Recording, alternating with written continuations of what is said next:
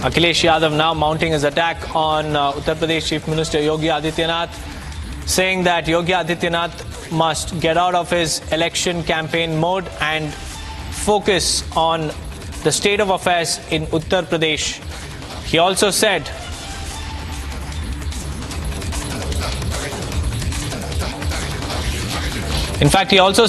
that Gorakhpur should not repeat once again. Let's now listen in to some reactions coming in.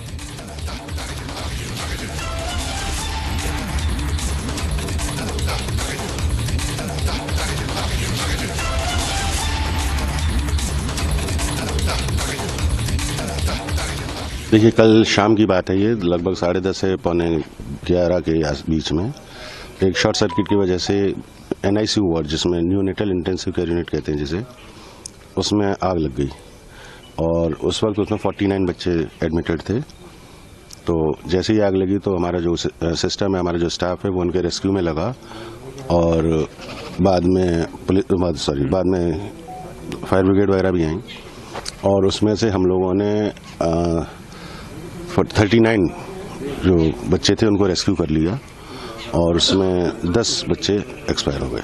इसमें 3 बच्चे जो हैं वो पहचान में नहीं आ रहे हैं, तो उसके लिए हम लोग पूरी प्रक्रिया कर रहे हैं ताकि उनका पहचान मिल सके और उनके परिजनों को शव सौंपा जा सके। देखिए, झांसी मेडिकल कॉलेज में जिस तरह से जल कर 10 नवजात शिशुओं की मौत हुई है, वो दुर्घटना बेहद दुखद है। समाजवादी पार्टी परिवार के प्रति अपनी संवेदनाएं व्यक्त करती है और भारतीय जनता पार्टी की सरकार से पूछना चाहती है कि जब झांसी मेडिकल कॉलेज खुला था तो बड़े बड़े दावे भारतीय जनता पार्टी की सरकार ने किए थे। आखिर आग लगने के बाद जो सुरक्षा उपकरण थे उनका क्या हुआ? आग इतने विकराल रूप कैसे धारण कर ली? इन सवालों का जवाब भारतीय जनता पार्टी की सरकार को देना पड़ेगा। उत्तर प्रदेश की स्वास्थ्य सेवाएं बदहाल हैं, उस पर बड़े सवाल हैं। भारतीय जनता पार्टी केवल दुर्घटना के बाद लीपापूती करने का काम करती है। झांसी की घटना हृदय विदारक है। इस घटना में जो भी दोषी हैं उन पर सख्त कार्रवाई होनी चाहिए। भारतीय जनता पार्टी की सरकार अपनी जिम्मेदारी से बच नहीं सकती।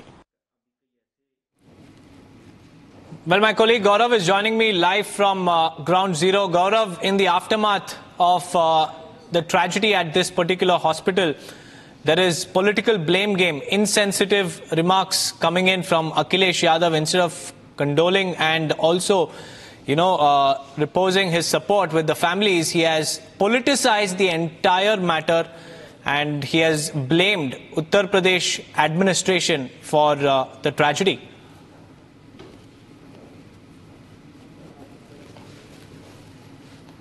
Seems like we have lost connection there, but that's the latest, viewers. SP, Samajwadi Party, has now upped the ante against the BJP, and instead of standing with the victims, Akhilesh's party has now chosen to politicize the entire incident, thereby demanding accountability. He has also blamed the administration for the tragedy. He has called out Uttar Pradesh Chief Minister Yogi Adityanath to focus on his state than election campaigning.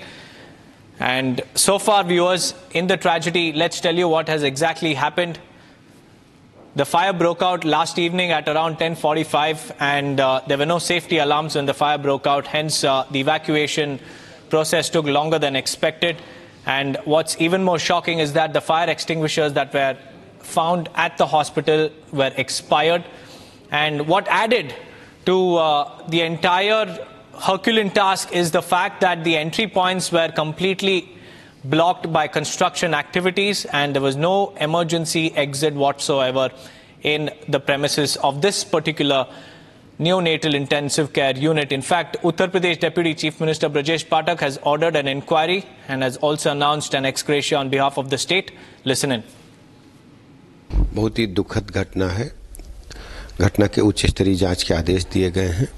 साथ में local administration से जो हमारे DM हैं, commissioner हैं, IG से 24 घंटे में प्राथमिक रिपोर्ट मांगी गई है।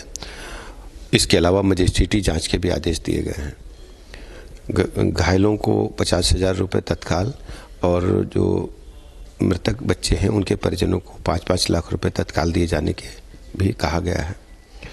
सबसे बड़ी चुनौती हमारे सामने जो बच्चे रेस्क्यू किए गए हैं उनको उच्च कोटि का इलाज मिले, उसकी व्यवस्था की जा रही है। हर स्थिति में हम बच्चों के परिवारों के साथ खड़े हैं दुख की घड़ी में, और जांच रिपोर्ट आते ही यदि किसी स्तर पर लापरवाही पाई जाती है तो हम कड़ी कार्रवाई करेंगे।